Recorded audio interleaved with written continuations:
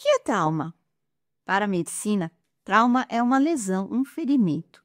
Se eu vou pregar um prego e acerto acidentalmente a minha mão com o martelo, o ferimento causado é o trauma.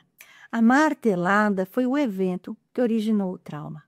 Portanto, o trauma é uma ferida, mais ou menos grave, mais ou menos dolorosa. Trauma psicológico é a mesma coisa.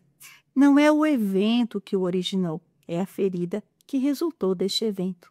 É como percebemos e como nos afeta determinado acontecimento ou condição de vida. O médico Gabor Maté divide traumas em dois tipos. Trauma com T maiúsculo, para aqueles traumas provocados por eventos que não deixam dúvidas que são traumatizantes, como violências, doenças graves, perda de pessoas queridas, abusos de qualquer natureza. E o que ele vai chamar de trauma com T minúsculo são aqueles traumas causados por eventos mais corriqueiros, mais frequentes, mas que também são capazes de provocar feridas e influenciar toda a vida do indivíduo, mesmo quando o acontecimento foi lá no passado e hoje já temos décadas de vida. Esses traumas com T minúsculos, eles são mais discretos, porém também são muito mais abundantes e têm um impacto muito grande com a nossa satisfação com a vida. Os traumas com T maiúsculo estão associados a mais de 30% dos transtornos psiquiátricos na adolescência, segundo um estudo conduzido pela USP e pela Universidade Britânica de Bath, e publicado esse ano mesmo. Então, a importância de identificar esses traumas com T maiúsculo já se justifica em si. Mas os traumas com T minúsculo, será que é importante investigá-los? Sim, porque eles também têm um potencial devastador, tanto no adolescente quanto no adulto. E vamos usar um exemplo bem simples, mas que ajuda a ilustrar. Uma criança é constantemente comparada com outras pela sua performance na escola e desmerecida no seu desempenho. Quando ela crescer, ela pode reagir agressivamente toda vez que for criticada, toda vez que a sua performance profissional, estudantil for colocada em xeque. Mesmo que ela seja competente, ela vai ter um sentimento de insuficiência. Eu não sou bom para isso, eu não sou boa em nada, ela poderá dizer. E nesse ponto você pode até argumentar, isso é mimimi, porque eu fui comparada a minha vida inteira e nem por isso eu sou assim. Mas vamos lembrar que trauma não é o evento, mas a ferida que o evento causou. E que respondemos de forma diferente às adversidades. Dependendo de muitos fatores, fatores internos, como experiências que já tivemos e que nos fortaleceram, até fatores externos, como uma rede de apoio social que podemos dispor ou não.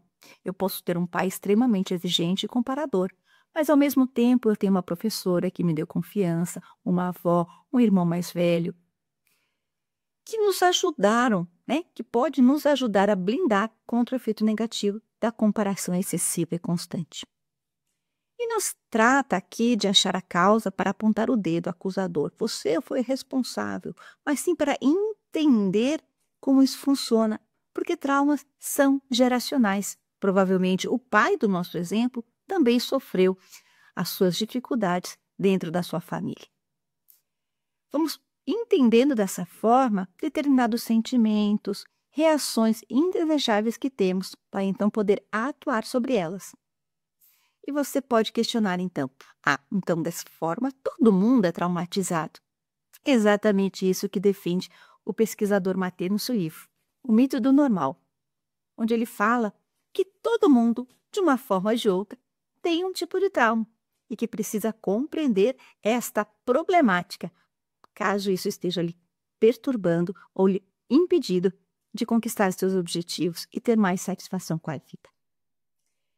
Muitas vezes não conseguimos identificar esses traumas com T minúsculo sozinhos. Sempre vale aqui a recomendação bem-vinda de uma ajuda profissional, de uma psicoterapia. Mas na impossibilidade dessa, leituras especializadas como este livro, que apesar de ser especializado tem uma linguagem bastante acessível, é recomendável, pois nos ajuda a começar a ter um olhar diferente sobre as nossas reações e aquilo que nos impede de ter mais felicidade. E o que a doutrina nos diz sobre traumas psicológicos? Os autores espirituais como André Luiz e Joana de Ângeles dirão que os envolvidos nas questões traumáticas, aquele que provoca o trauma e aquele que sofre, são espíritos comprometidos um com o outro, desde outras vidas. E que conviverem nessa vida foi uma escolha dos dois. Outra questão que os autores referem é que traumas psicológicos podem gerar acúmulos de energias densas no perispírito. Assim, a ferida emocional acontece também no aspecto mais sutil da existência, não apenas na emoção, mas no nosso corpo espiritual. O que pode levar o trauma a transgredir, passar dessa experiência de carne para o plano espiritual e novamente voltar. Então, às vezes, os traumas eles são também intervidas, e nesse caso, a psicoterapia reencarnacionista tem a chave para nos auxiliar. Traumas geram emoções desequilibradas. E emoções persistentemente desequilibradas deixam a pessoa vulnerável, inclusive a obsessões espirituais. O que vai agravar ainda mais o quadro de bem-estar e saúde física e emocional, criando um ciclo vicioso. E o que a gente pode fazer neste contexto? Se às vezes as raízes desse trauma estão lá no passado remoto. Em primeiro lugar, identificar se existe ou não o trauma. Insegurança excessiva, medos, baixa autoestima, autossabotagem são indícios significativos. Vale a pena prestar atenção nisso. Uma vez que você reconhece que tem um trauma, ressignificar o passado, entender que aquela pessoa que provocou o trauma em você não tinha nada a mais para te dar, porque também ela era insuficiente, também ela tinha as suas dificuldades. Porém, tudo aquilo que você ouviu não te define. Somos muito mais do que a opinião de um pai, de uma mãe ou de alguma pessoa que tenha nos traumatizado. Ressignificando este evento, passamos para o processo seguinte, que é do perdão. E eu repito, é processo, porque perdão não se faz instantaneamente. Requer, um longo processo para que a gente consiga se libertar daquela dor, daquele ressentimento. E em todos os momentos desta questão do trauma, desde a identificação até o perdão, a terapêutica espírita ela é muito bem-vinda, pois ela nos equilibra, nos ampara, nos fortalece, trata o nosso perispírito. E o estudo e a reflexão constante do Evangelho e das obras espíritas vão abrindo o nosso entendimento.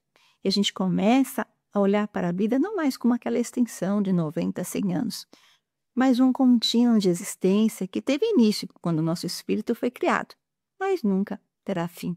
E que em cada encarnação vamos aprendendo e evoluindo um pouquinho.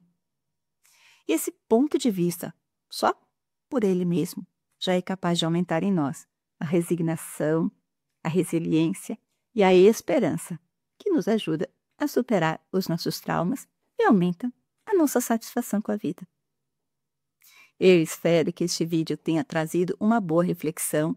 Se você gostou, deixe seu like, compartilha e até o nosso próximo vídeo, se Deus quiser. Tchau, tchau.